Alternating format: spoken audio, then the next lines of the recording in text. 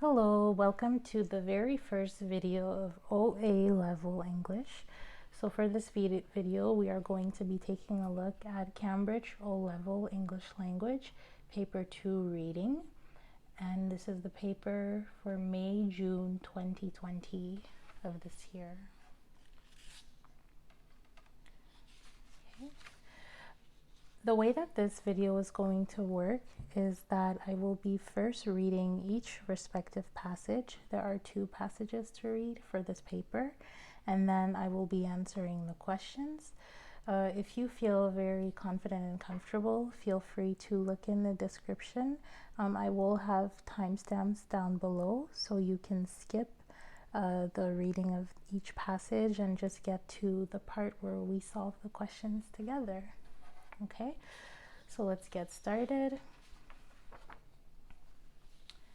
The first passage for this paper is entitled Olives.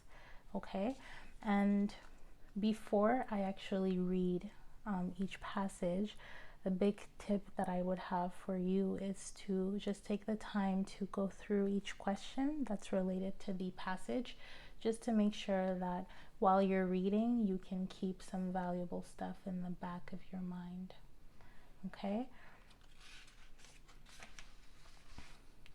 So the first question, first part, is asking us to identify and write down the importance of olive trees and olives in ancient times and also modern times. Okay, and it's letting us know that we do not need to use our own words, and that we can use we can answer in bullet point. Oops. So the reason why you see 2 different colors is that while we read the passage, I will be going to so the reason why you see 2 colors is because while we read the passage, I will be highlighting making notes in 2 different colors so that it helps us once we get back to the questions. We won't have to waste time and bounce back and forth from the passage to the questions. I've done the same thing for part B. So part B is asking us to write a summary based on part A, so we don't have much to highlight there. That's okay. Question 2 though is asking us to write down one opinion of each of the following paragraphs. So paragraph 3, paragraph 5, paragraph 6. So while we're reading the passage, if I notice that an opinion is given, I'll be highlighting in blue. And another important thing is to understand the questions well, because this question is asking us to give one opinion for each paragraph, but it is not our own personal opinion. It's actually, there should be some sort of opinion in the paragraph and we have to identify it. Okay, so now let's go back to our passage.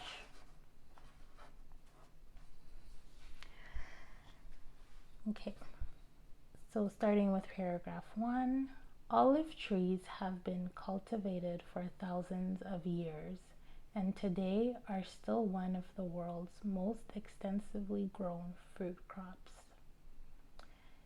In traditional herbal medicine, products made from olives and olive leaves were often used in the treatment of inflammatory problems, including allergy-related inflammation.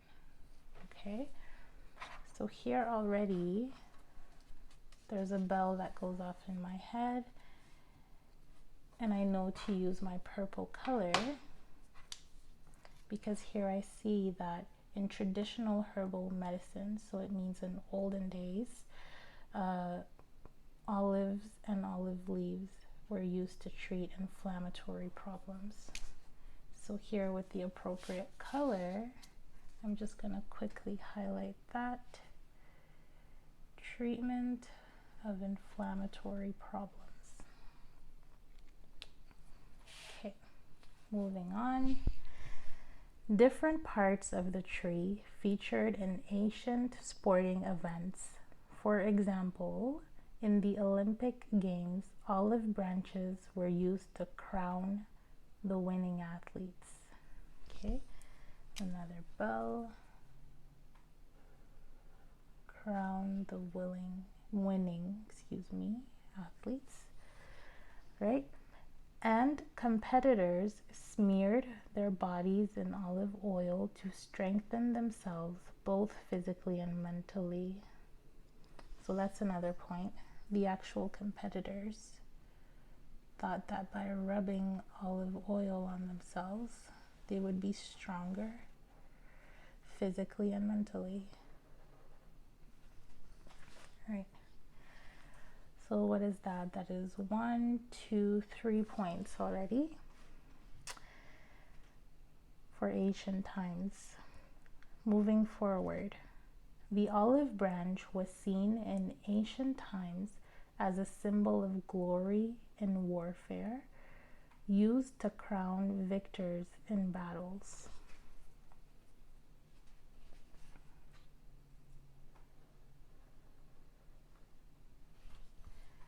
Additionally, in ancient Rome, defeated generals used to hold an olive branch as a symbol of peace. Okay, so here, defeated generals would hold the olive branch as a symbol of peace. So that's another thing that olive trees were used for in ancient times. Moving forward, the same peace symbol is used today by the United Nations. Okay, so here again, this time gave us a hint for modern times actually, because it says the same peace symbol is used today. So today means currently in modern times by the United Nations.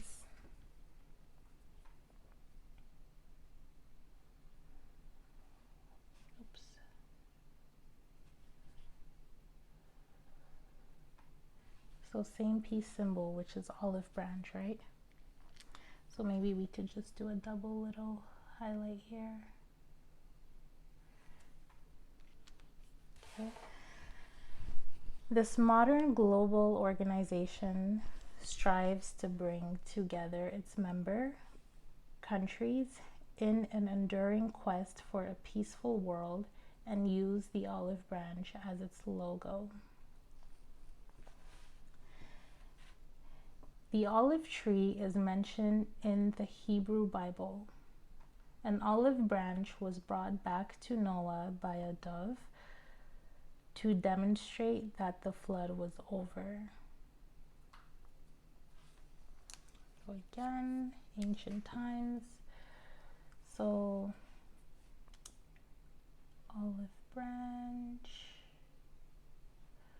was brought back to Noah.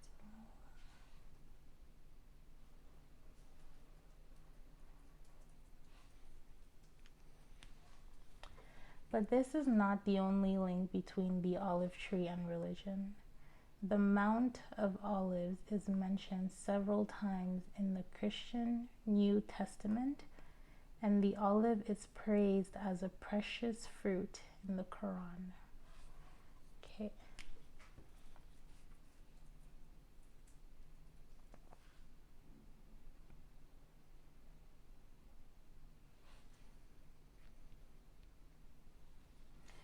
Olive oil was considered to have a ceremonial significance, reflected in the fact that it was used to anoint kings and priests in many ancient civilizations. Okay, so again, importance. So, was used to anoint kings and priests. I can continue.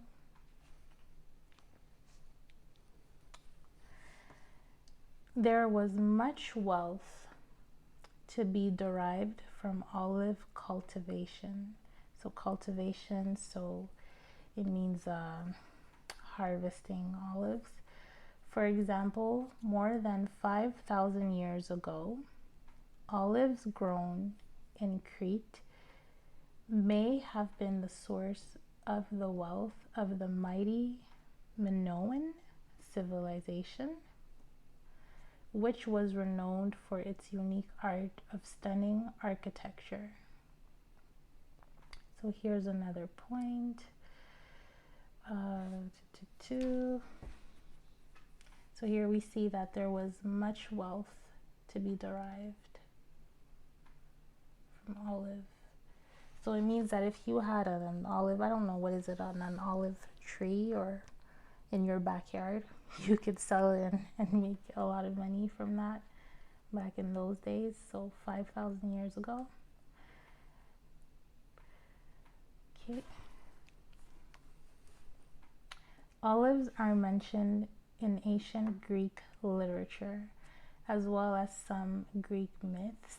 For instance, the goddess Athena won the patronage of an area of Greece by giving olives to the god Poseidon.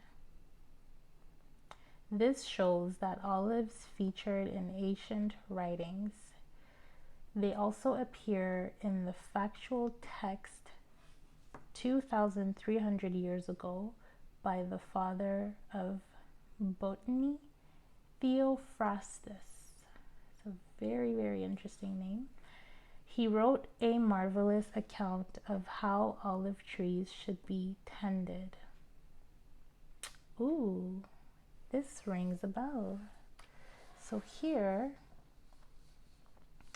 in our question 2, I remember that we had to give one opinion in paragraph 3, 5, and 6. So now I reach paragraph 3, and I could already spot an opinion here, and it is that this person here, Theophrastus, wrote a marvelous account of how olive trees should be tended. So this seems like an opinion to me. So I'm just going to highlight this in the color blue.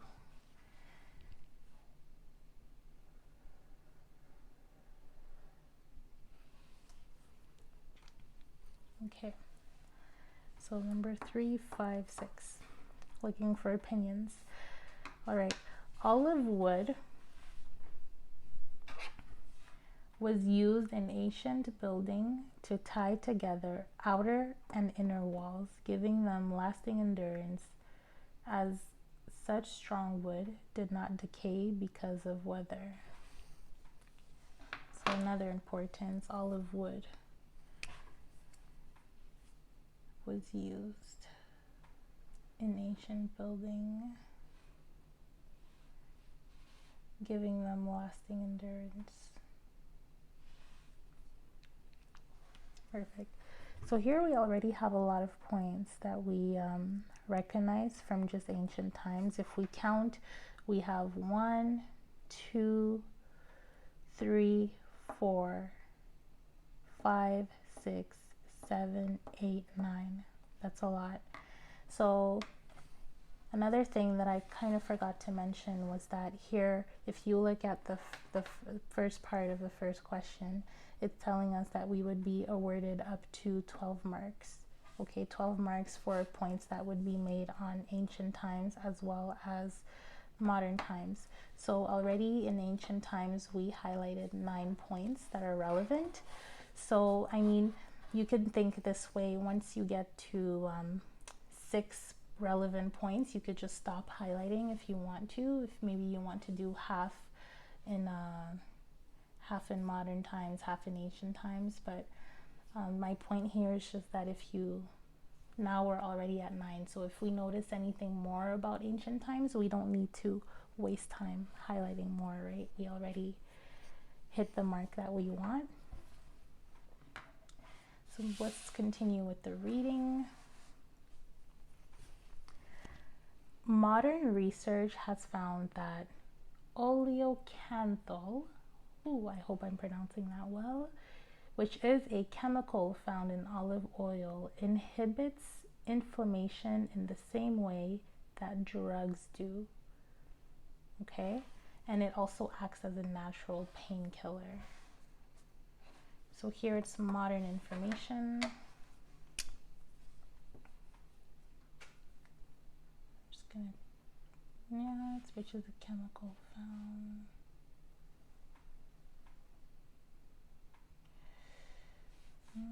Acts as a painkiller.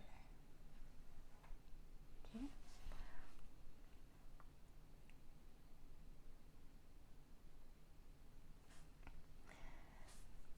Like other fruits and vegetables, olives are rich in antioxidants, which may protect people from developing certain types of cancer. Okay, so here, which is an importance,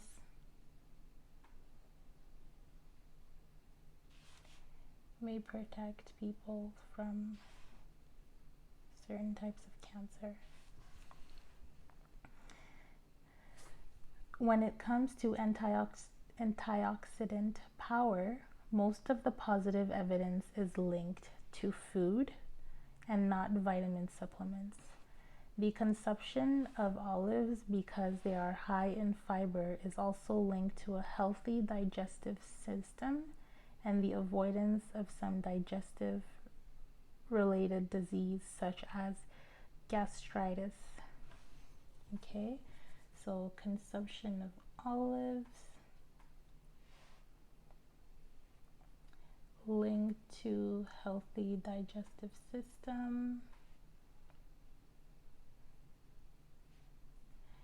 and the avoidance diseases such as gastritis. Okay. Vitamin A is crucial for eye health, while vitamin E protects the skin from the sun's ultraviolet rays, thus helping to prevent some skin diseases and premature aging. Research shows that olives are rich in both vitamin A and vitamin E. So that's another importance, right?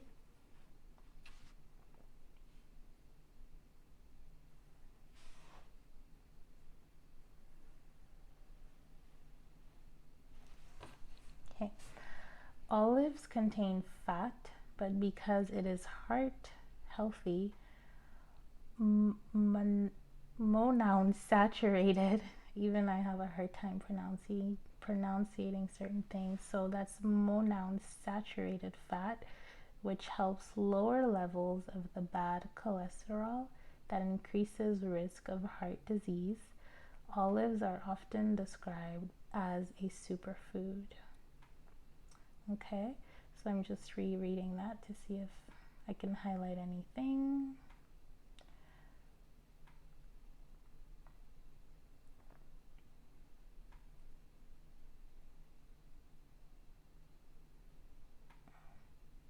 Okay, so it helps.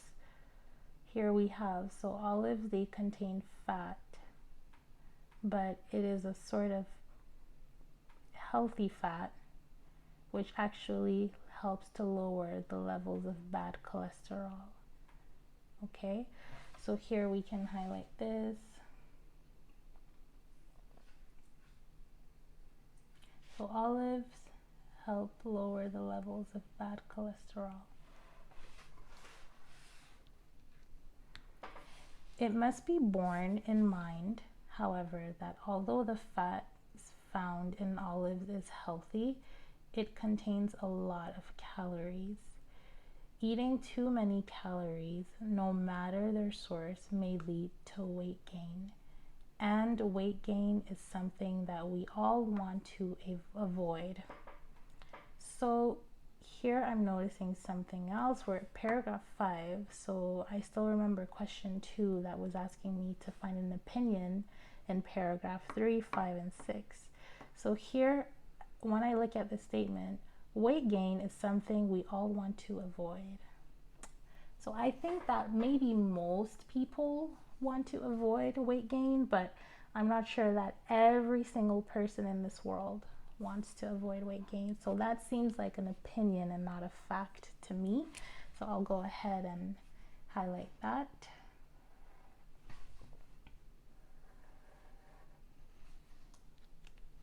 Okay. Moving forward, and we could actually just look back to see how many points we found about modern times. So we have 1, 2, 3, 4, 5, 6. So we already have 6. So we have 6 points about modern times and 6 points on the importance of olive trees and olives in ancient times. So we're pretty good right now. You could stop highlighting if you want as you read. Or you could, up to you. So last paragraph. Olive trees have even more uses. Olives have a long association with fine cooking. They make particularly delicious addition to many meals, and it is no coincidence that so many restaurants use the word olive in their title. Okay, so here I notice another opinion to me. So olives have a long association with fine cooking. They make particularly delicious addition to many meals. So we never know. Some people may hate olives. So some people may not like them. So to say that they make a delicious addition to many meals is more of an opinion than a fact. So we highlight that. Moving forward, many people also use olive oil to enhance their appearance by applying a few drops on vulnerable areas of the face and letting the oil work for 15 minutes before rinsing off. Similar treatment for hair is popular. Okay, so I'm just going to highlight this to give you diversity. So many people use olive oil to enhance their appearance.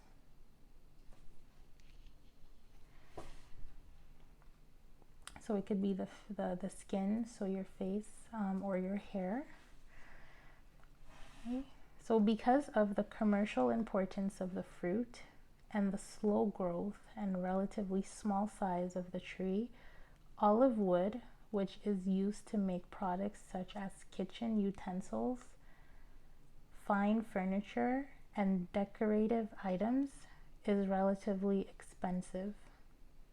Nevertheless, it is much prized for its durability and the interesting patterns in its grain. Great.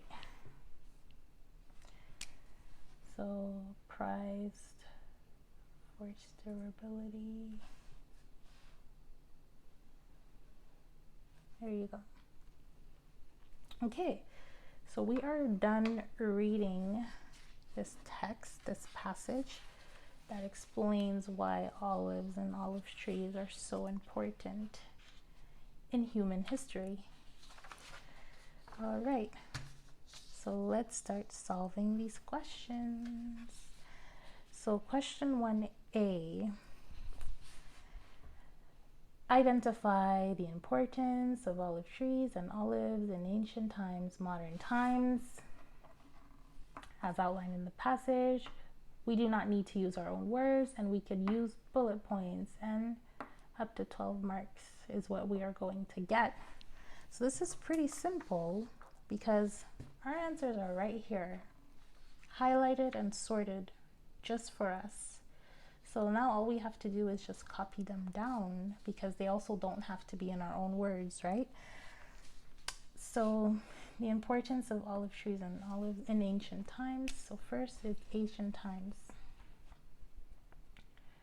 Our first point.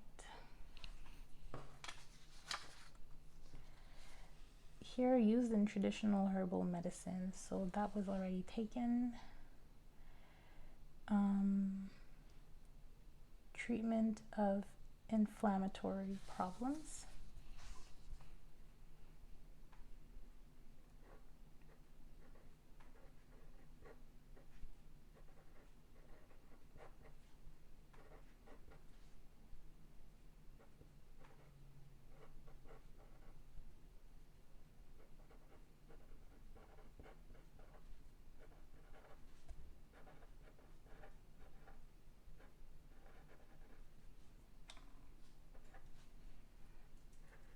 Okay.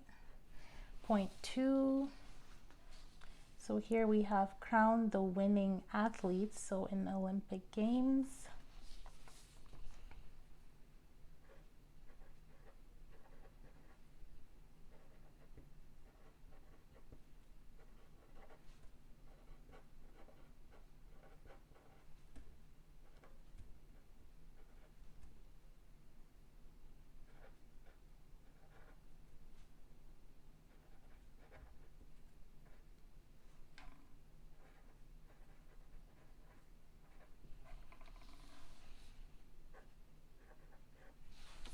Point 3.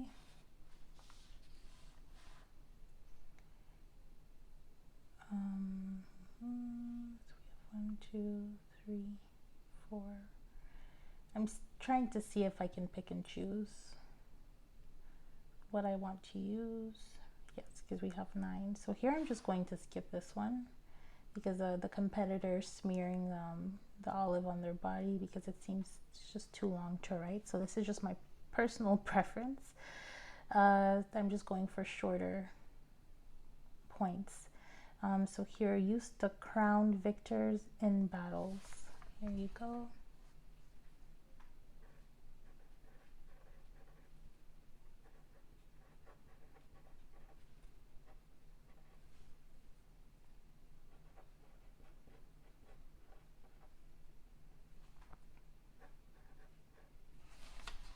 Okay, 4. Defeated generals used to hold an olive branch as symbol of peace. So here we can have symbol of peace.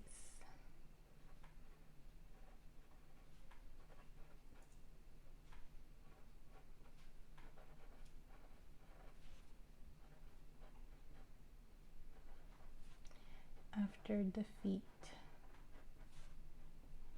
in battle. Okay. 5.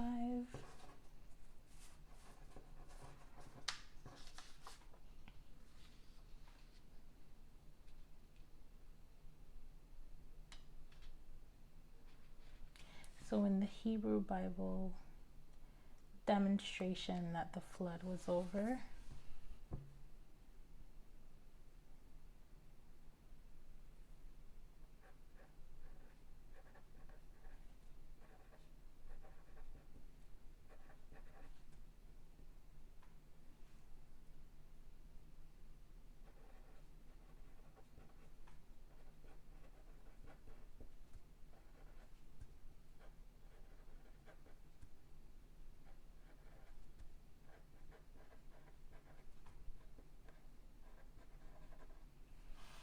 Okay. And then 6.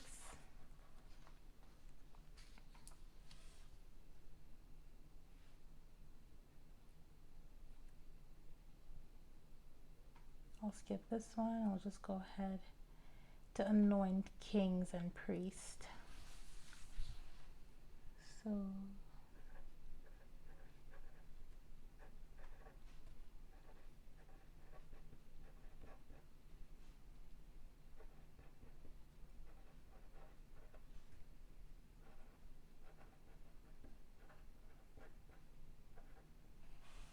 there we go.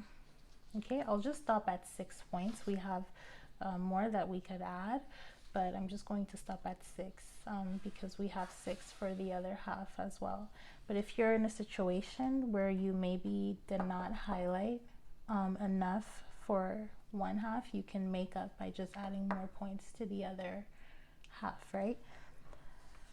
Okay, so now importance of olive trees and olives in modern times. So here we already have one, which is a painkiller. Okay.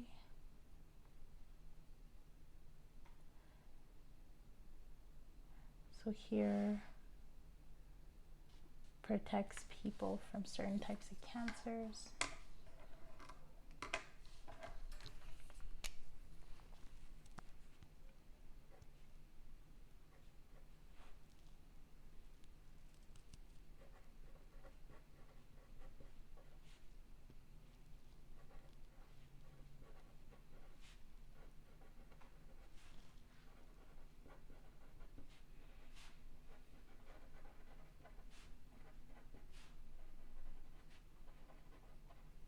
Cancers.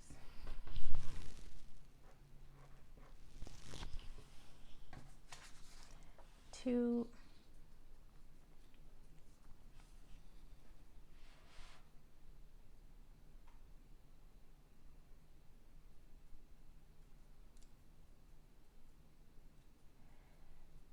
Healthy digestive system, so avoidance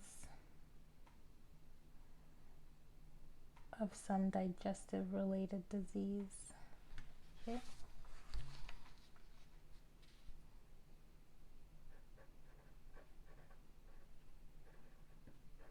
So here I wrote helps with avoidance of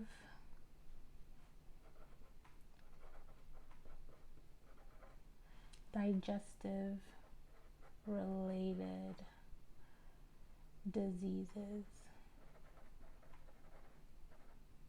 Okay. 3.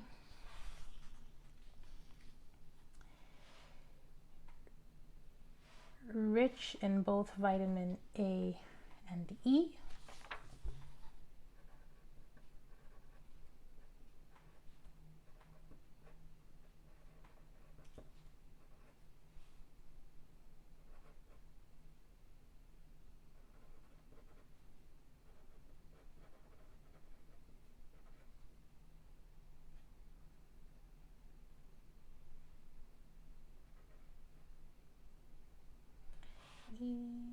4.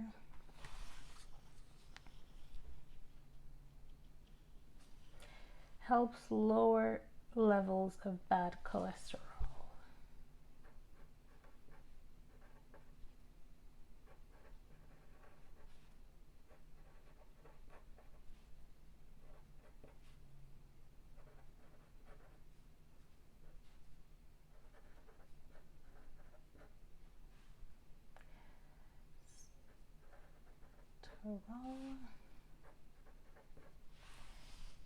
5.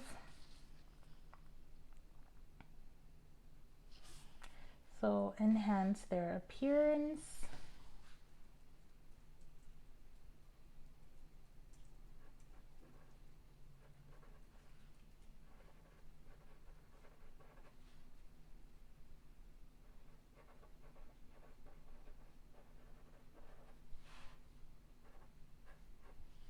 6.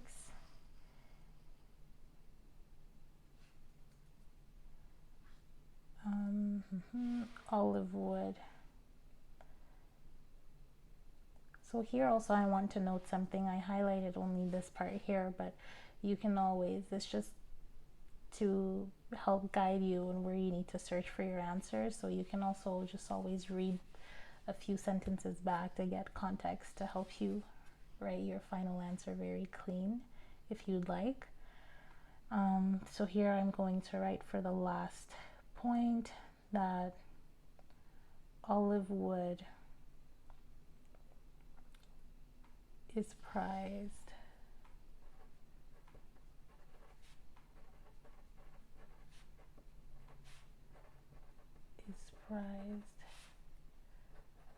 for its durability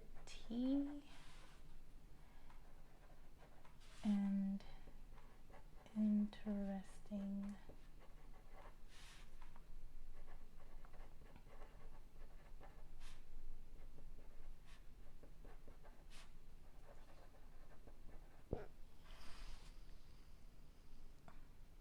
Okay, there you go. So we have just copied and pasted our points for the first part of question 1. Okay, so moving on now to question 2. Sorry, question 1B.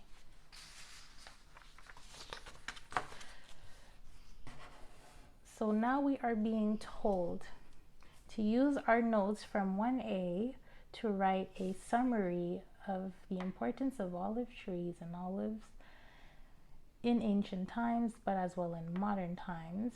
And we have to use our own words this time, so we can't just copy and paste from the passage itself. And we are also being told that we will be awarded marks for producing a piece of writing which is relevant, so it needs to be accurate, well organized, and easy to follow.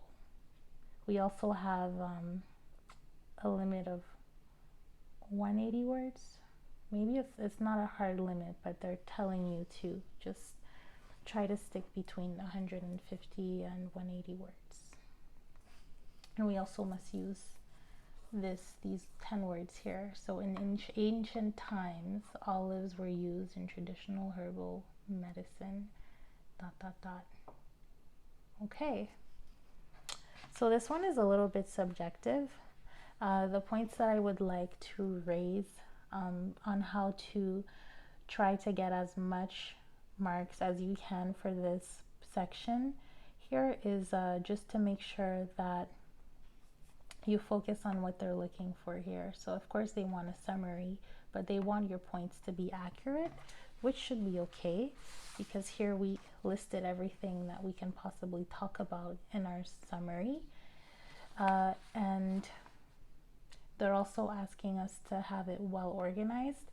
So I think that a good way to do this would be to start by talking about the perks of olives and olive trees. First with ancient, and then after follow with modern times, like the text does. And then also easy to follow. Easy to follow here makes me think specifically of transition words. So we have to make sure that when going from one fact to another is smooth, like you're reading a text and it should sound nice in your head when you read it, okay? And the way that you do that is by using really good transition words, okay? So we can go ahead and get started. So in ancient times, olives were used in traditional herbal medicine. Okay, could take a look at the text too if we need to. It says to treat inflammatory problems.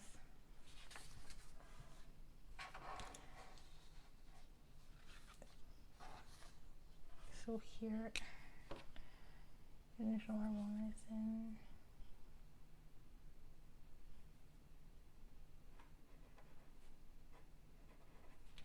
For the treatment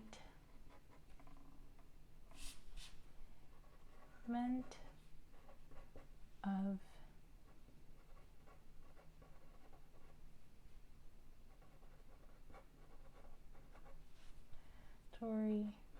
problems. Okay.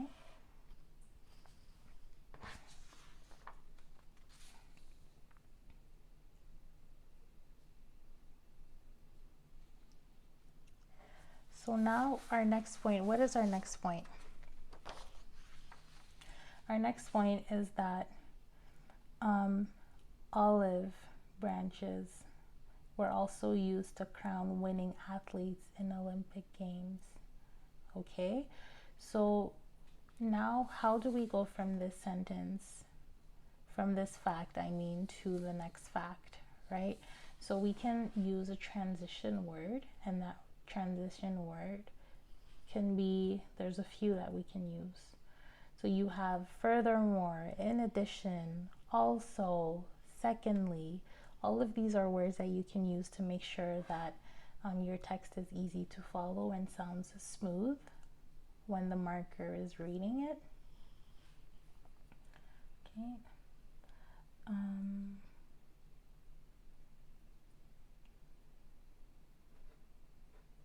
So let's use also.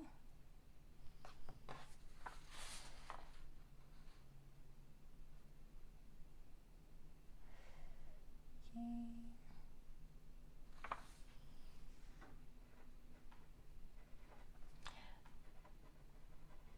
Olive branches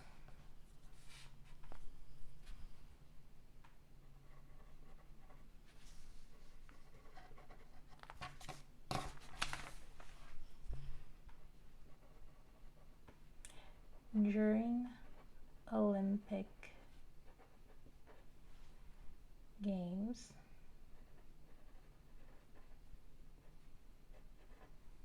to crown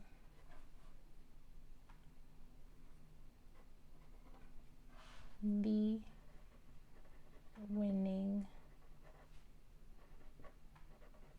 athletes. Okay. All right. So there's our second fact. And then now we're trying to move on to our third fact, which is that not only in Olympic Games, but also during battles, the olive branches were used to crown victors as well. Okay, so here, how can we transition? So also, olive branches were used during Olympic Games to crown the winning athletes.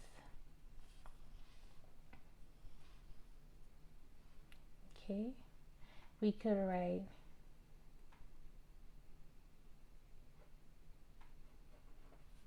the olive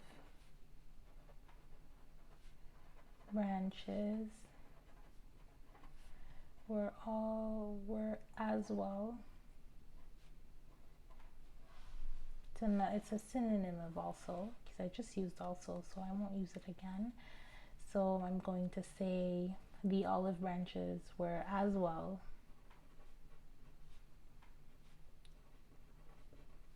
used to crown victors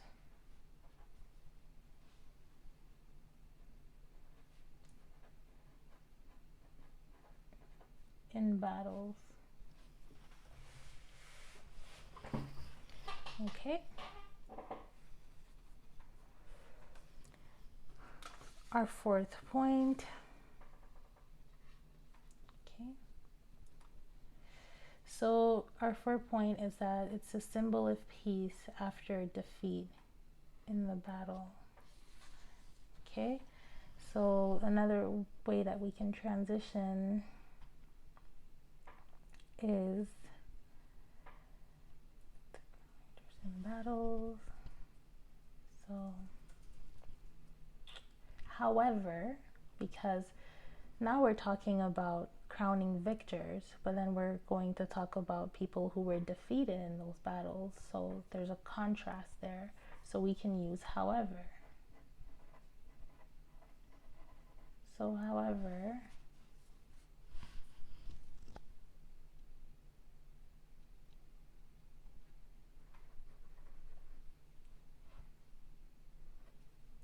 when a battle was lost. So here I have to go back to my text to see where they talk about the battles. The defeated generals, okay? And that's in ancient Rome.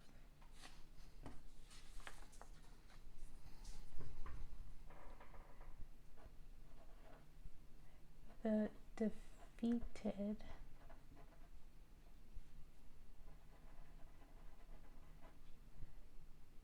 generals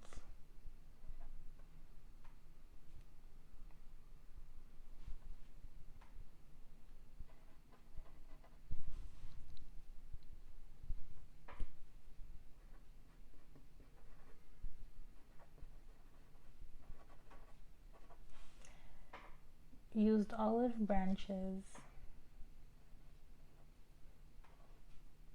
as a sign of peace. Okay.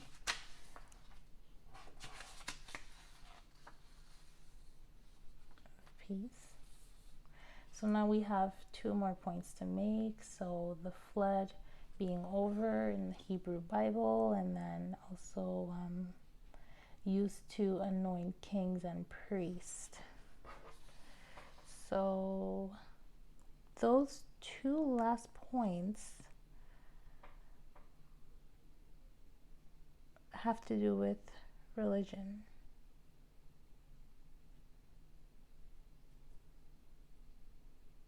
So religious meanings. Okay, so to make this flow, here we started to see how olives were used in medicine, and then we moved on to Olympic Games, and then we moved on to warfare. So now the last point is in religion. To transition smoothly, we can do the following. Say, so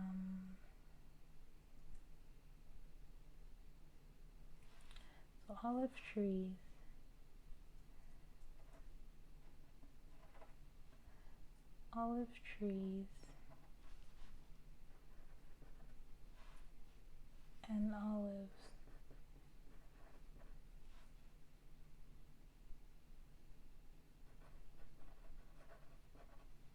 played a big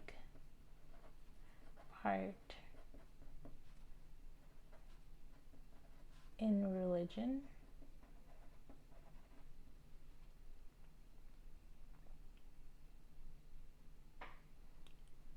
So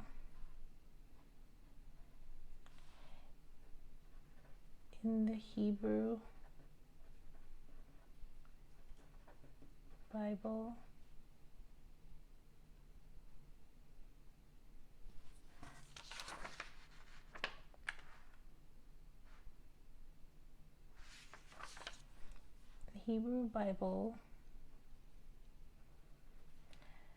an olive branch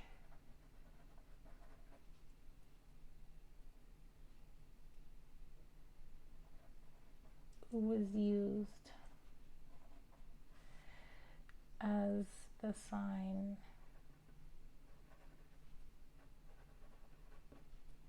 that the flood was over.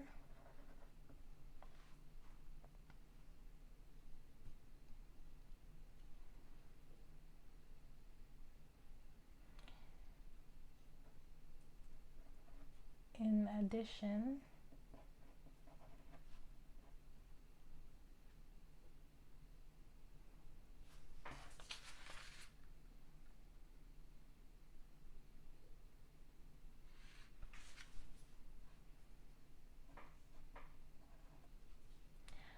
olive oil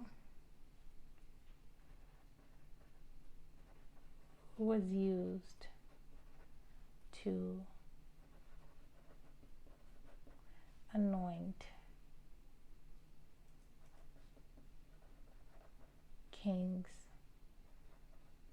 and priests. Okay. So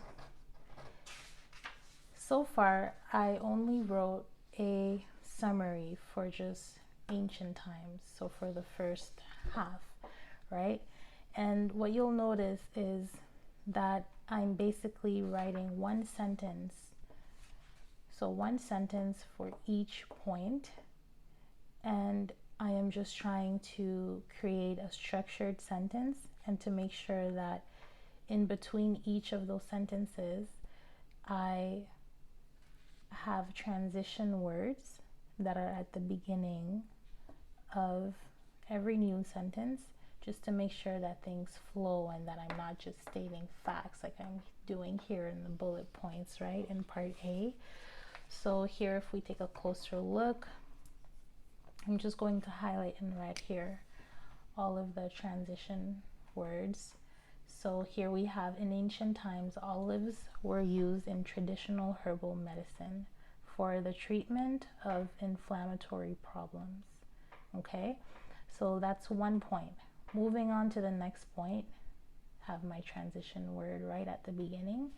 Also, so I'm changing subject, olive branches were used during Olympic Games to crown the winning athletes. There's a second point, okay? And then the olive branches were as well. So now my transition word is not at the beginning, but in the middle of my sentence, but this is the indication that I'm changing subject. So the olive branches were as well, so synonym of also, used to crown victors in battles. Okay?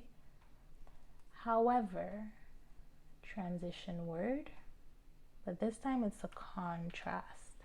So I'm not adding anything. So also, as well, they're additions, right? But here, however, I'm contrasting what I just said, which is still within the same topic of battles. Okay, so however, when a battle was lost, the defeated generals used olive branches as a sign of peace. Okay, and then moving on to my two last points. Olive trees and olives played a big part in religion. So here, actually, this whole entire sentence is a transition.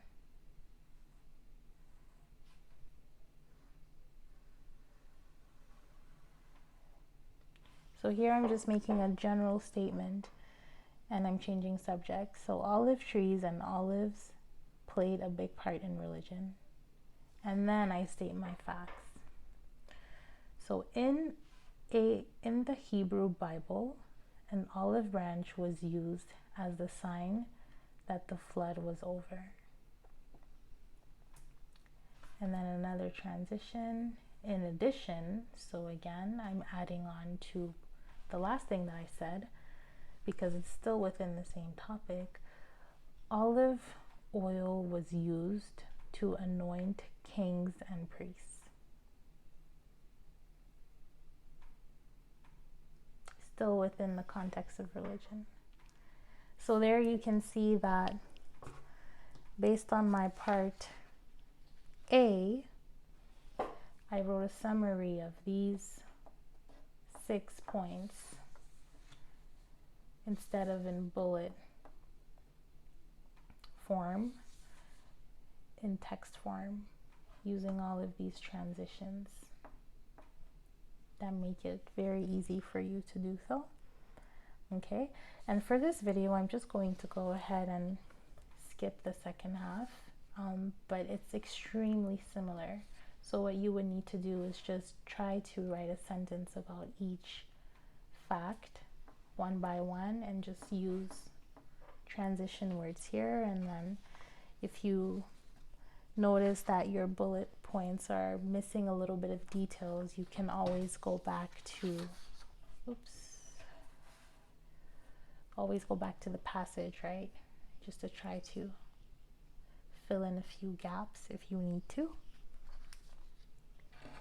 Okay, so let's just say that was for for question 1, part B.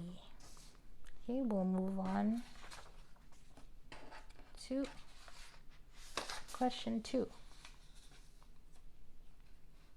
Okay, question 2. Reread paragraphs 3, 5, and 6 and give one opinion from each of these paragraphs. So thankfully we thought ahead of the game and we already highlighted in blue one opinion from each paragraph. So now we just simply save time and we just copy and paste. Okay, so for paragraph 3, the answer is here, that Theophrastus, not sure, wrote a marvelous account of how olive trees should be tended. So I'll just copy that. Oops, in black. Sorry.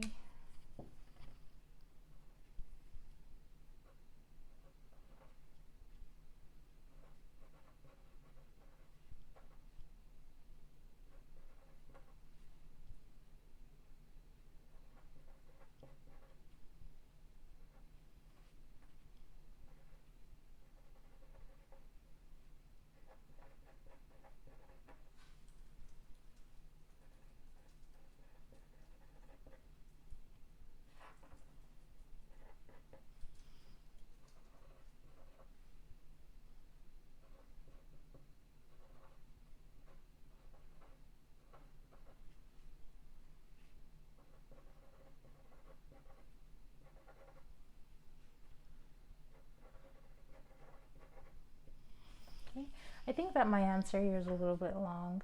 I think that you could have just stopped at account. So this person here, I won't say his name again, so wrote a marvelous account. Okay, but if you want to be fully detailed, you can say of how olive trees should be tended. All right, paragraph 5. We have this statement here. Weight gain is something we all want to avoid.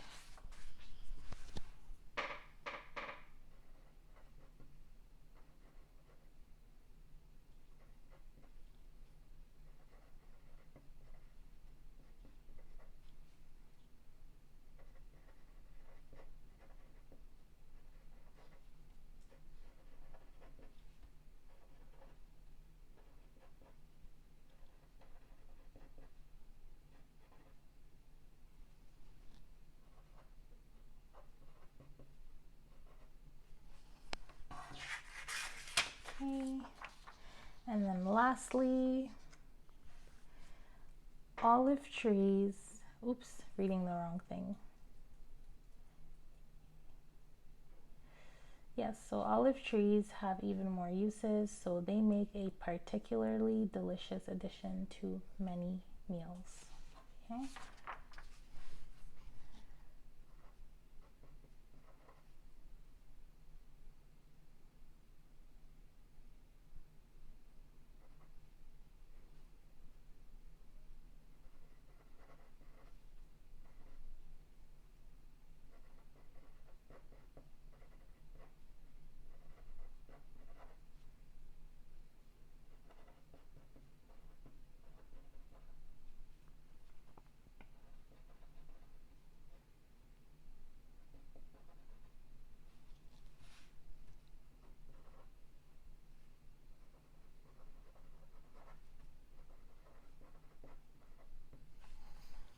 Okay. All right. So that is question 2. Went by pretty quickly. We didn't have to go back and reread anything. Okay.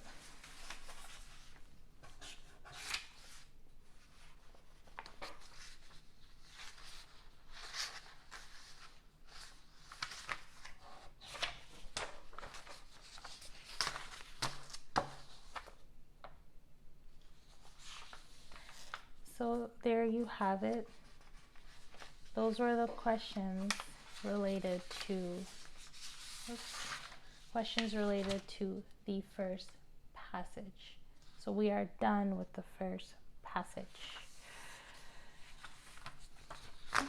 there is a second passage to this paper,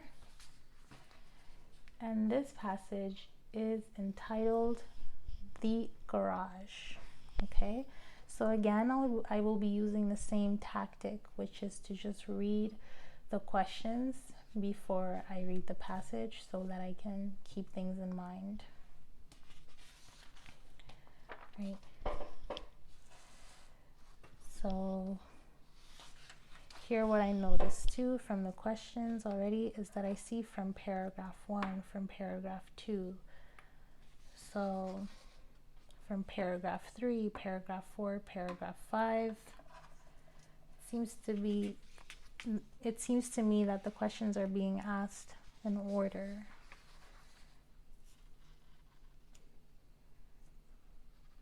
So paragraphs 2 to 5, paragraphs 3 to 5. Okay, so these are in groups. So I have the last two questions. Last two questions group paragraphs, but the first few questions for passage 2, they simply, they're all about one paragraph. Okay, so just by doing that, what I would do is I would have the tactic of just focusing on doing the reading paragraph per paragraph to save time, because there's no point for me to read the whole thing, so every paragraph, and then by the time I get to paragraph 5, I'm not too sure about what paragraph 1 is about anymore. So I'm just going to read one paragraph and focus on the questions, and then come back paragraph 2 and just do that way. Okay, so let's take a look at question 3. Okay, so we're being asked, why do you think the writer did not remember the event described by her mother? What accident did the writer nearly have? Give the sentence where the mother shows how close the writer was to being hurt. Write down the single word which shows that this was not the only time that the writer was disobedient. Okay, so here I feel like the way that the questions are structured, I feel like the parts are structured the same way as well. So I think that as I read, I'm going to find this answer first, this answer next, and so on. So let's keep this one in our mind until we find it, and then we can come back and take a look at the second one and just keep reading that way. Okay? So first thing we're looking for is, why do you think the writer did not remember the event described by her mother? Okay. One day, my mother told me about an accident I nearly had in my early childhood. We had been shopping when I was only 3 years old, and when we came back, she drove the car into the garage, telling me to stay in my seat in the back of the car while she took the shopping from the front seat. Okay, so here I can already spot our answer. So why do we think that the writer did not remember the event described by her mother? Here it's pretty clear, because here we see that the writer says that she was only 3 years old.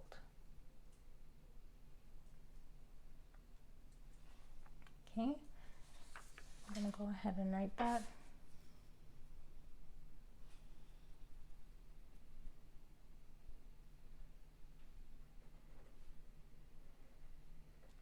So here the writer states that she was only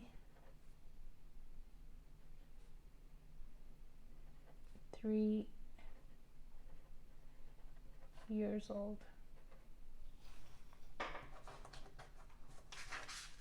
Okay, next question. What accident did the writer nearly have?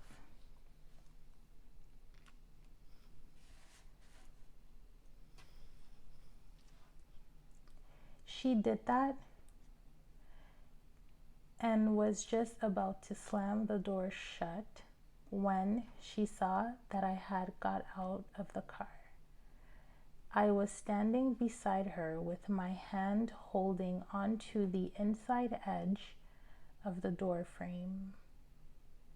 I nearly squashed your fingers, she said. Okay, so what accident did the writer nearly have? So here we see that the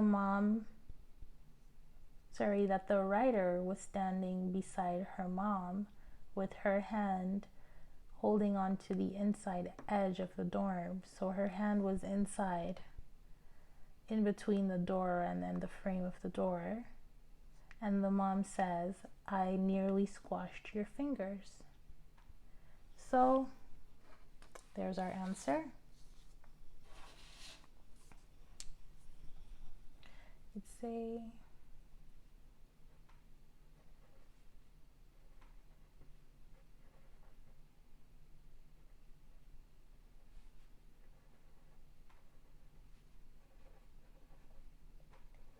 nearly smashed. Is it smashed or squashed? Squashed.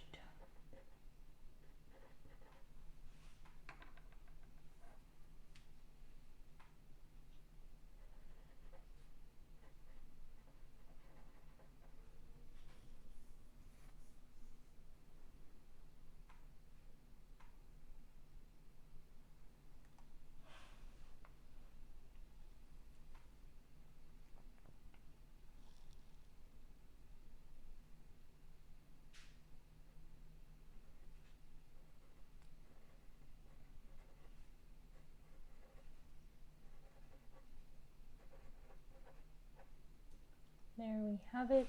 So the writer's mom nearly squashed her fingers with the car door.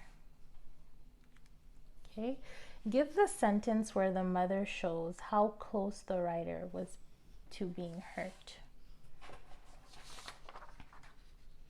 Okay, so where were we?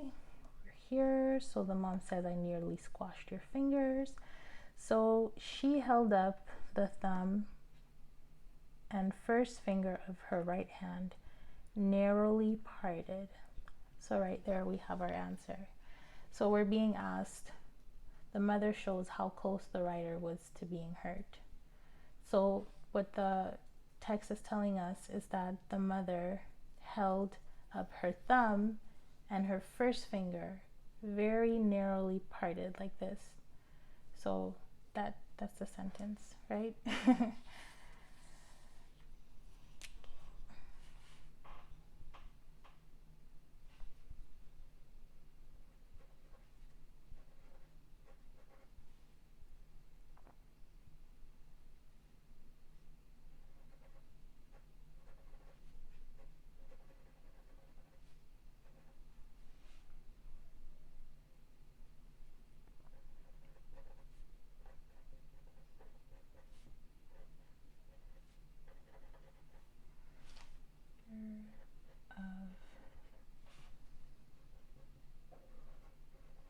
Of her right hand,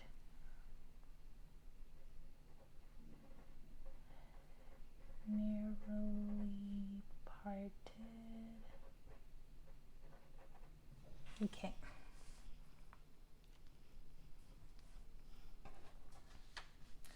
D, write down the single word which shows that this was not the only time the writer was disobedient as a child. Okay, so we are here. Lower that a little bit. There we go. Narrowly parted. There was a short silence. I was thinking that perhaps I should apologize for being the kind of child who never did as she was told, persistently putting herself in the way of danger. Okay, so we have our answer here again for part D. I was thinking that perhaps I should apologize for being the kind of child who never did as she was told. So, never did as she was told, persistently putting herself in the way of danger. So, a single word, we're looking for one word that shows that not the only time. So, this is important. Not the only time the writer was disobedient. Okay, so here should apologize. Apologize means that she feels guilty. Doesn't mean not the only time. Being the kind of child who never did as she was told. So again, this here, there's not a single word here. We're just looking for one word. So who doesn't work. Never just means the opposite of always. Did as she was told. No. But then here, persistently. So persistently means constantly, so repeatedly, more than once. Okay, so not the only time. So this is the word we're looking for right here. Persistently.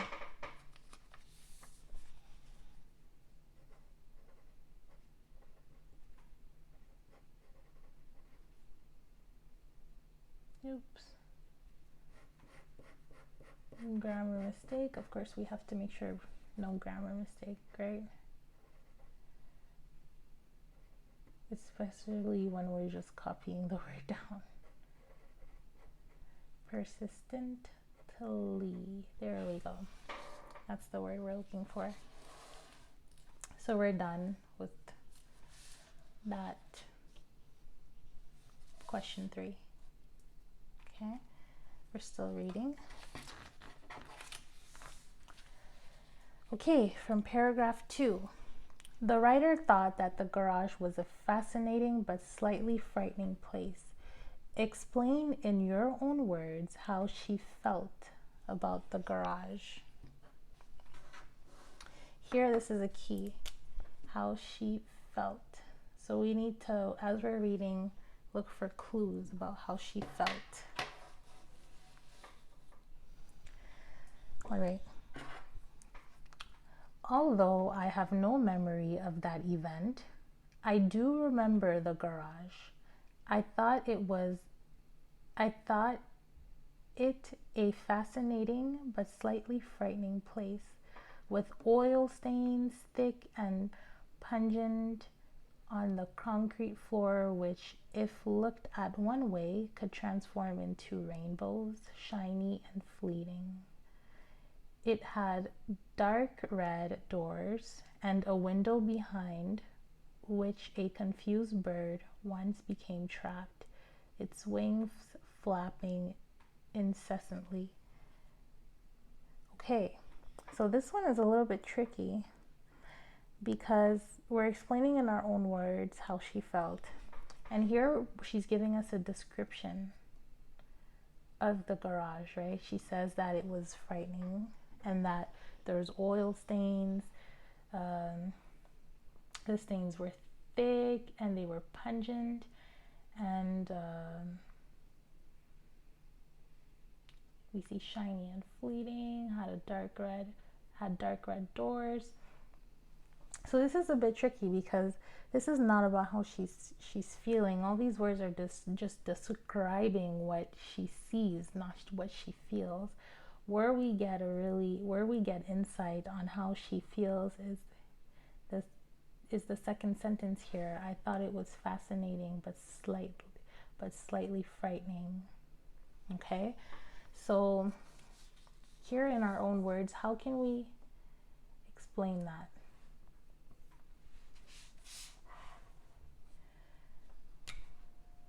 So if somebody tells you, what I can think of, a good analogy is like when you think of horror movies or any scary movies, you know, I'm not too sure if you're a fan of that, any of you, but for me personally, when I think of scary and horror movies, I get really scared, but then I'm also interested in the stories or interested in knowing what happens. So I still watch them. I instantly regret it after, especially at nighttime when I need to go to bed, but they're still interesting.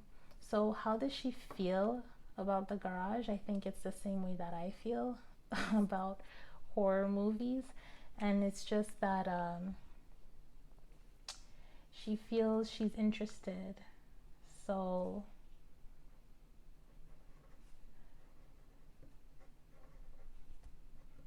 is curious, is curious, interested, captivated. I'm just using a lot of words here that you can just pick one of those, or you can write all of them down. It's your choice, but they're all good descriptions of how she feels about the garage. Captivated and drawn to the garage despite it being a little scary. Oops.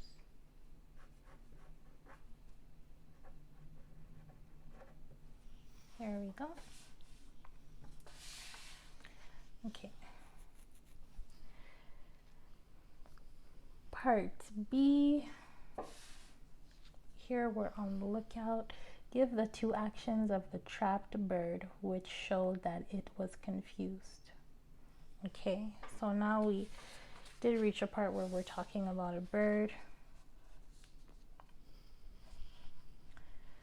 So it had dark red doors and a window behind which a confused bird once became trapped, its wings flapping incessantly. Okay, so here we're looking for two actions. We already found one. So here we see that the bird's wings were flapping incessantly. So it's just, the wings are like this, like my hands. They just keep flapping. So it shows that the bird is confused and probably distressed.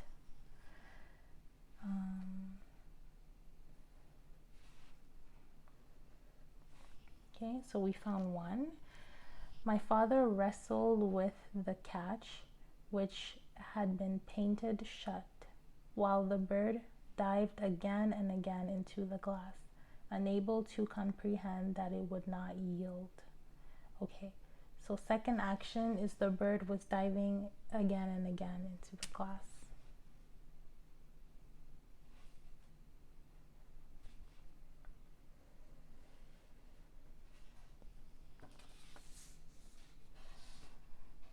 So here we have the two actions.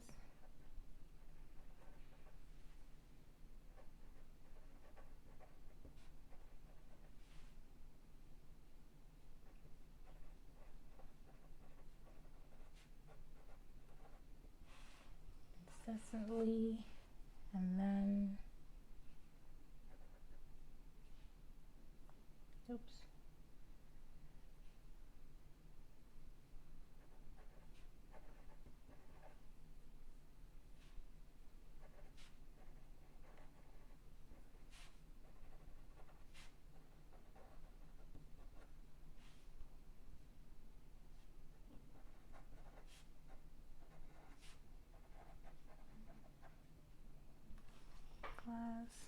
Okay, all right, so moving on to C. Why do you think that the writer describes the museum with its postage stamps, dead insects, and pieces of rock as childish?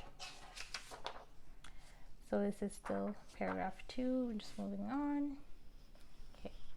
Finally, the catch gave way and the bird flew out, swooping once over the flower bed, then away over the hedge.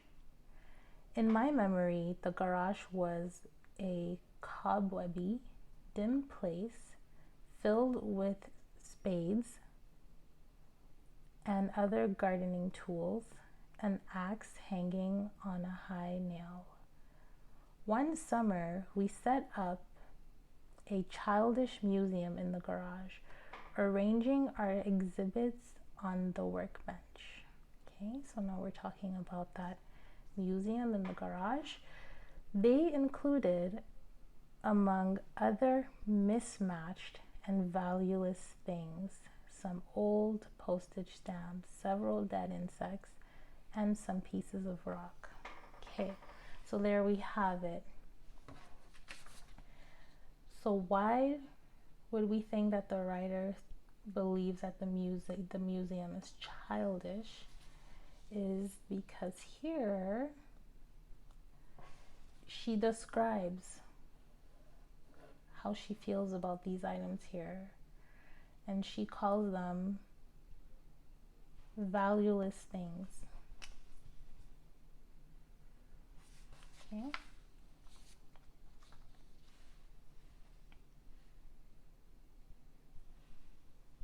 Here we can say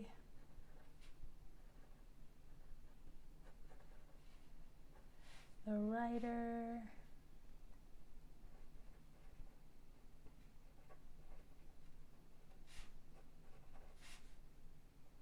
sorry for my bad doctor handwriting, and also if you can hear my stomach rumbling right now, it's because I worked out not too long ago, so I'm a little bit hungry, but it's okay, we'll get through this video.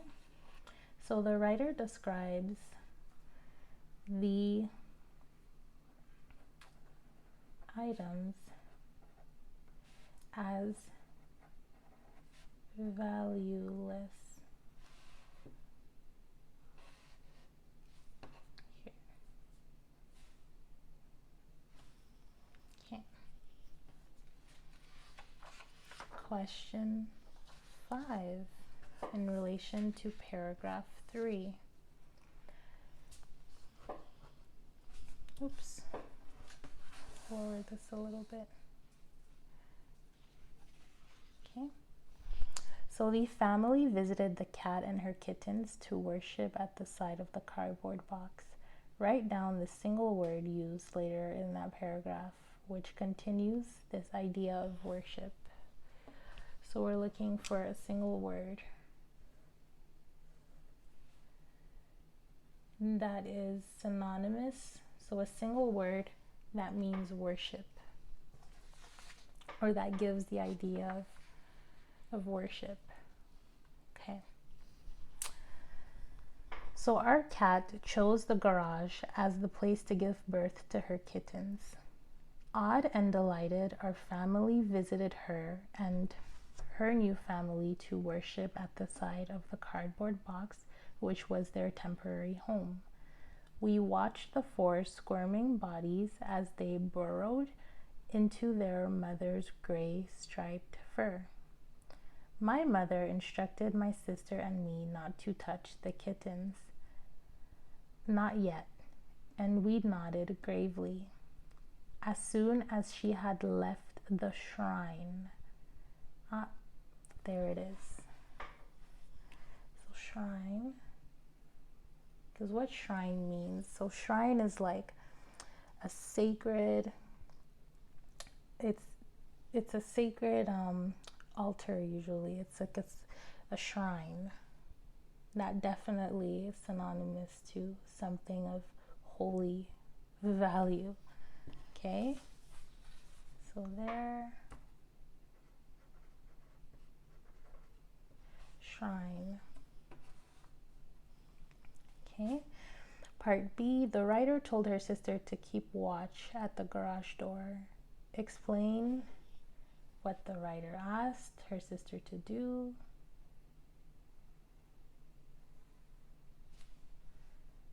And then also why. Okay.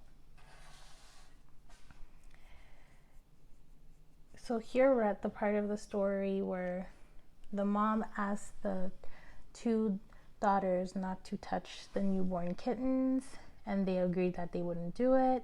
And then now we're at the part where the mom had left the shrine and gone back to the kitchen. However, I told my sister to keep watch at the garage door. So usually when you keep watch, what do? The mom is gone, so the sister is keeping watch to make sure that the mom does not come back, right?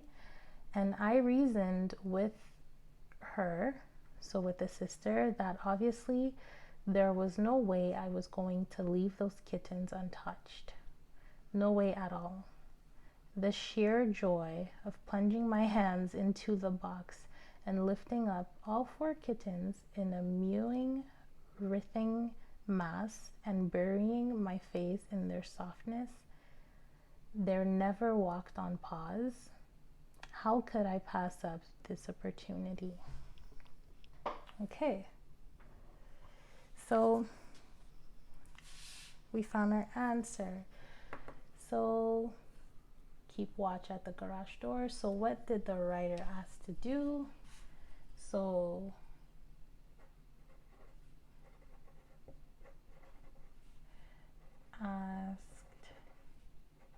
the writer asked her sister to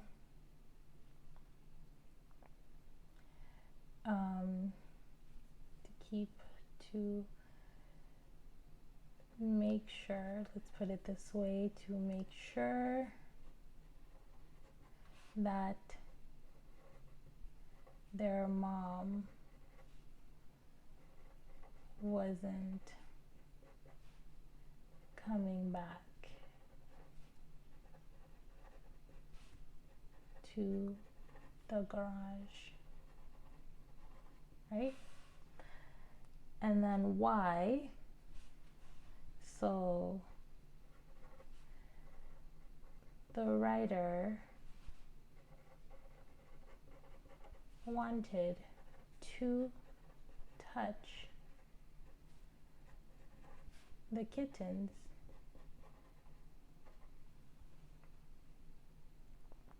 slash, so maybe another answer that you could put down, slash disobey her mother, because her mother told her not to touch, and what did she want to do? Go against her mother's will. So disobey her mother. All right, now we're looking at question 6. The cat looked at me with eyes that were alert, but which also seemed to me to be full of forgiveness. Explain in your own words what the writer saw in the cat's look. So here we already have the sentence, right? So we don't really need to go back to the paragraph. So if you really feel comfortable, which I think we should do, just as an example, is you don't need to read paragraph 4 right now, actually. So you could actually save your time by just summarizing, or this is called basically paraphrasing. So putting this sentence in your own words. So what the writer saw in the cat's look. So here the cat looked at me with eyes that were alert. So what's another word for alert? So you can say the eyes were cautious, right? So when you're looking at someone and you're alert, you're kind of like, I don't really trust what's going on. So you're cautious, right?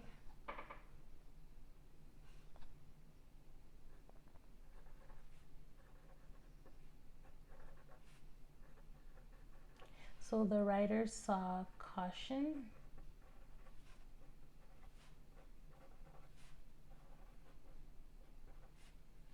in the cat's eyes.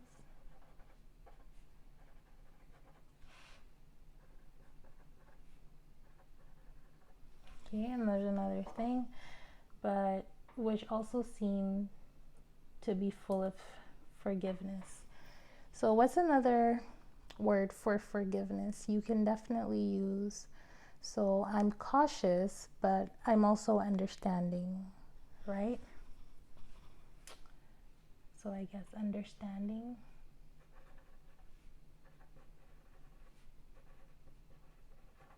You could also use maybe acceptance.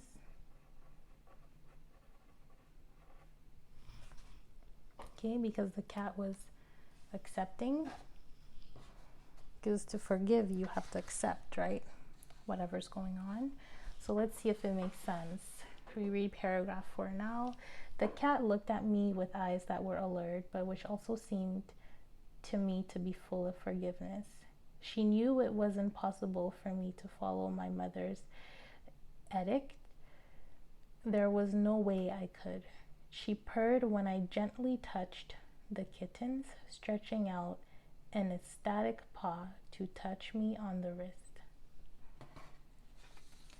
Okay. Question 7. That cat lived an astonishing 21 years. What evidence is there in the paragraph to show that the cat was part of the writer's life for a long time? Okay, let's read. The cat lived an astonishing 21 years.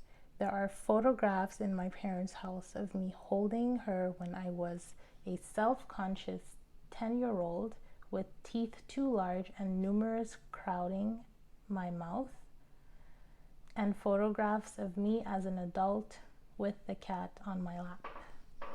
So there we have it. So there's photographs of the girl when she was 10 years old and also when she was an adult. So it's a pretty long time, right?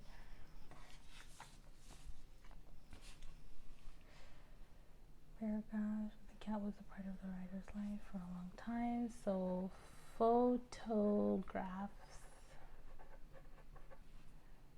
of the writer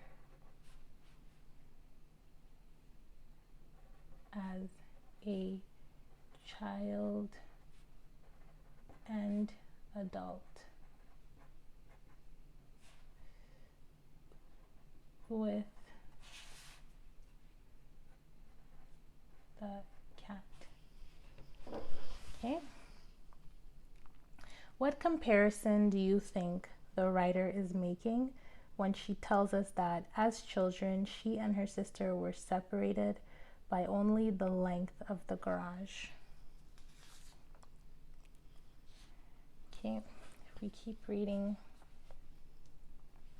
When I was living at the other side of the world, years after the birth of those kittens, my sister, who was by then a veterinary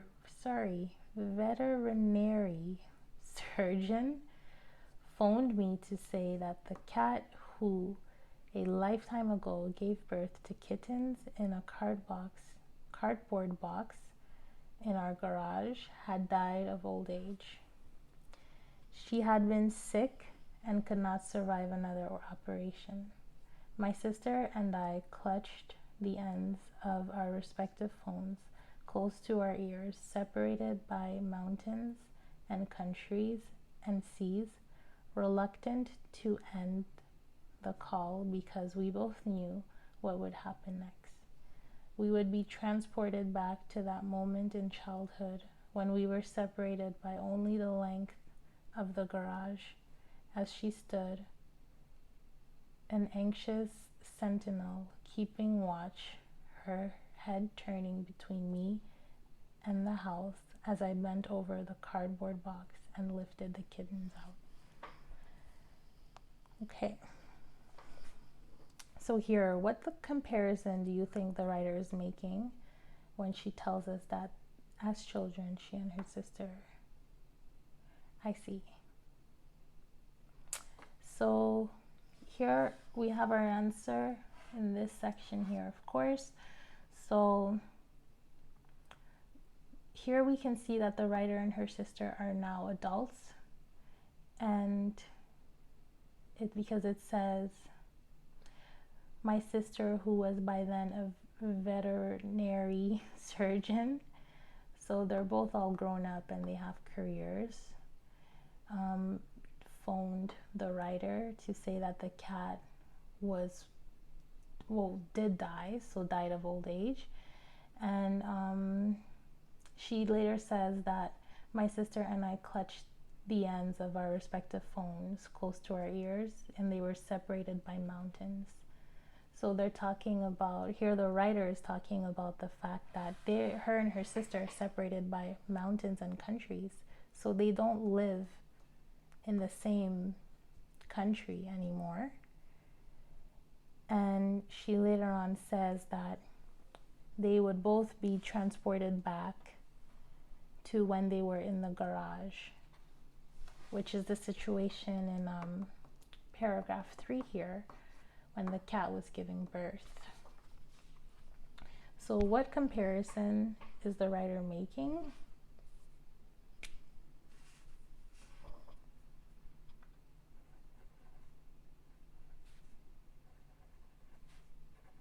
So she's comparing the distance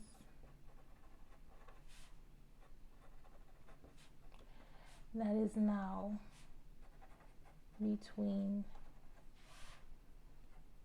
herself and her sister, okay,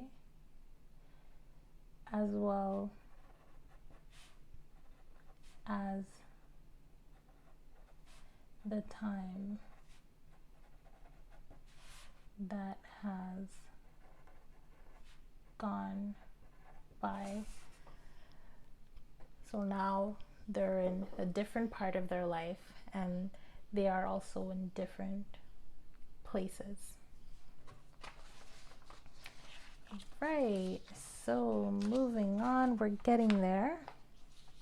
Question 8. For each words below, circle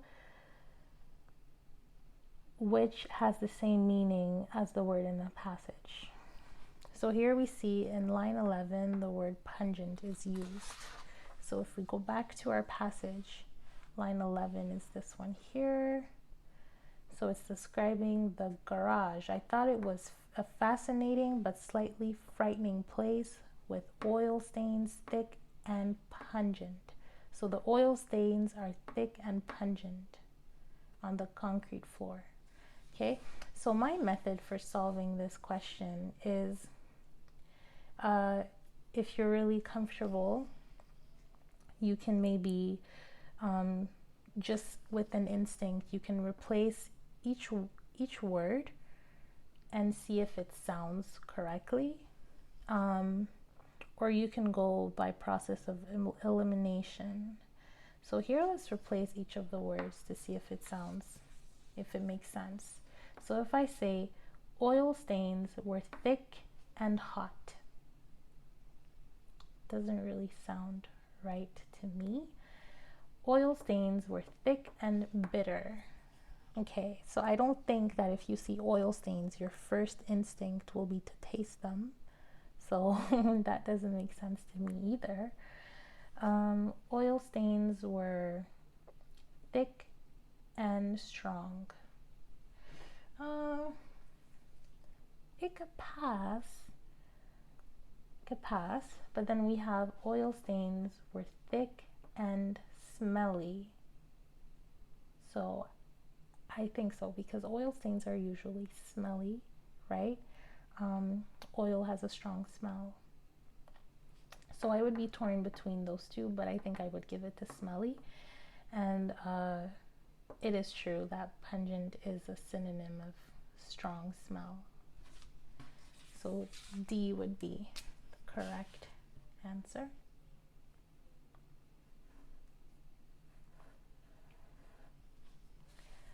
Line 26, gravely. Okay. My mother instructed my sister and me not to touch the kittens. Not yet, and we nodded gravely. So nodded gravely. So how about we say nodded determinedly? Nodded lifelessly. No, definitely not this one. Nodded seriously. Nodded obediently. So I would be torn between these two again. But does gravely really mean obedient? I think there's a gap. So I would go with seriously. And that's the correct answer. So gravely is a synonym, seriously. So, you know, when people say, like, for example, in a different context, I was gravely injured. You know, I was seriously injured. You can say it either way. But you won't say I was gravely injured and I was obediently injured. It doesn't make sense. So this is our answer. So edict, not too sure how to pronounce that one perfectly. This is line 33.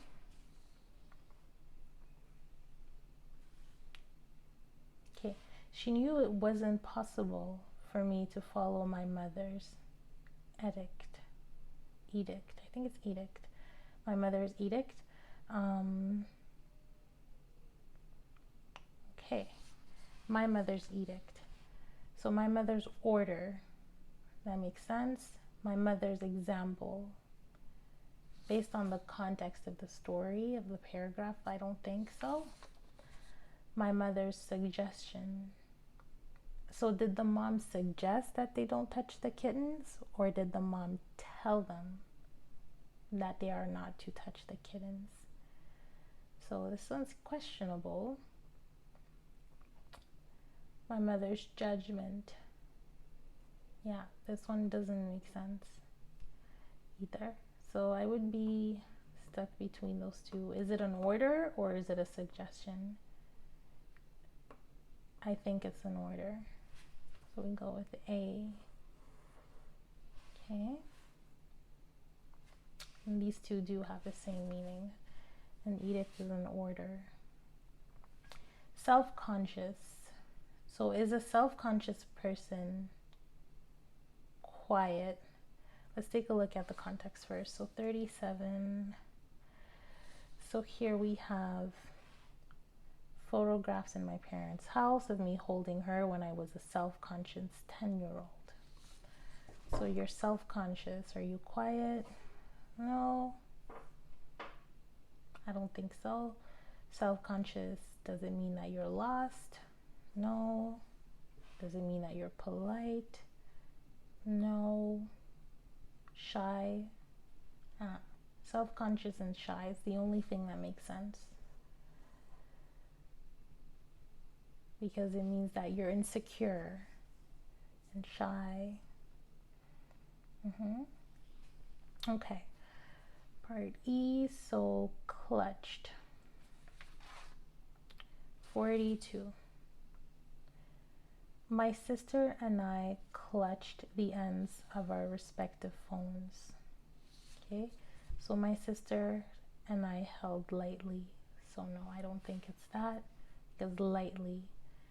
In the situation where someone tells you that, you know, the animal that you love died, I don't think that you lightly hold on to your phone. So this just doesn't make sense based on context. Held lovingly. Okay, this is definitely a contender. Held joyfully. So your animal just died. I don't think that you're joyful. Held carefully. Maybe. Why not? So these two here, I would be hesitant. But when you look really closely to the context, so you can tell that they're separated by mountains and that they knew what would happen next. So it seems like there's a lot of emotion there.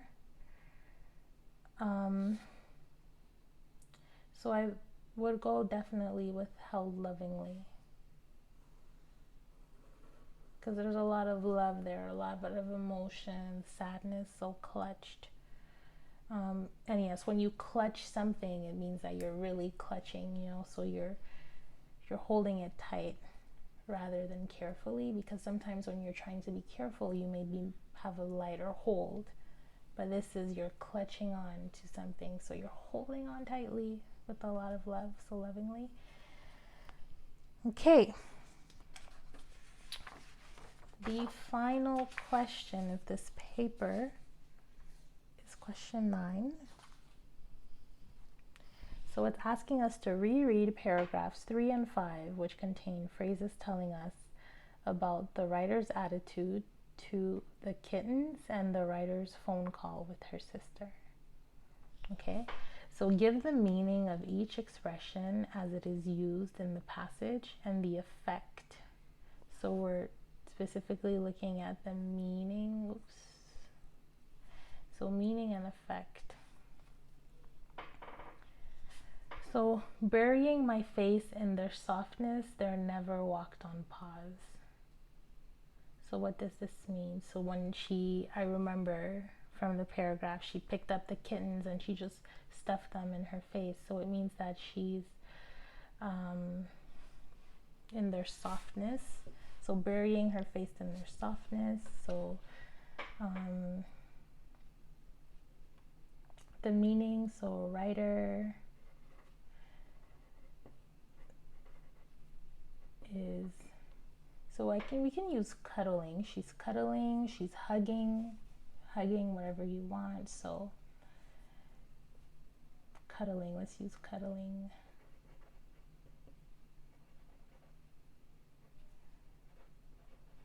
The kittens. Okay, and then the effect. Okay, so the effect that this statement gives, she says, their softness, they're never walked on pause. So it means that they're brand new. So the effect is that the kittens, this really gives you a feel of how like fresh and new they are, right out of the oven, right? So the kittens are newly born. Okay. We would be transported back to that moment in childhood. So transported back. So what does it mean? It means that so it was the writer and the sister. So writer and sister remember their childhood. Okay, so transported back to the moment in childhood. So you remember your childhood. And what effect does that give you? So imagine that you haven't seen somebody in a long time that you care about, or you remember a moment that you've shared with someone a long time ago. That only makes me think of one effect, one feeling, which is nostalgia.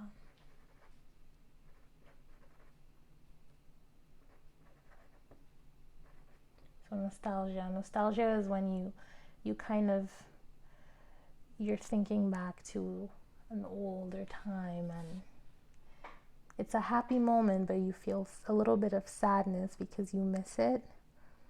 So yes, nostalgia, I would definitely write down.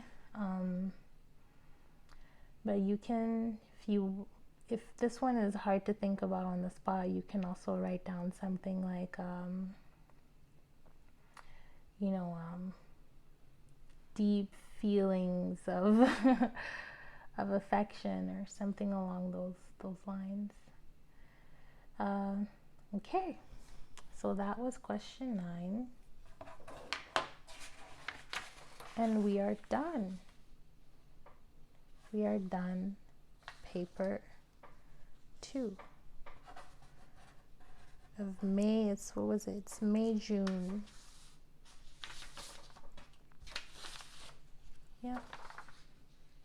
June of 2020. So I definitely thank you for sticking around until the end of this video. I really hope that this was helpful. If this helped you in any way, please give the video a like. Feel free to subscribe as well. Leave a comment down below to let me know what you think, what I should improve. I'm open to your thoughts and opinions, and for sure your suggestions. So feel free to leave a comment and I'll definitely reply. Okay, so thank you, and I hope that you have a good rest of your day or a good night if you're about to go to sleep like I am. Okay, I'll see you in next video. Bye.